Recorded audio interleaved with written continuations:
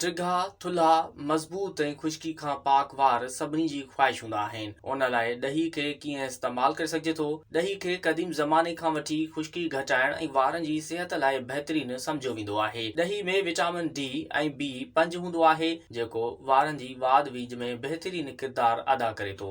ॾही सां वारनि जो मास्क ठाहे सघिजे थो।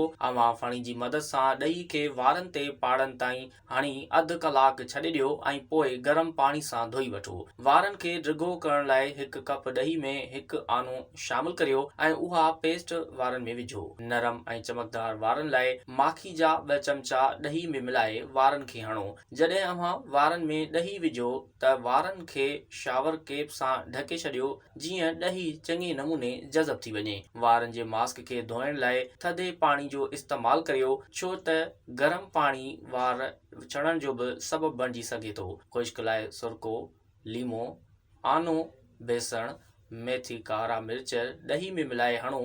अव्हां खे खुश्की मां छुटकारो मिली वेंदो।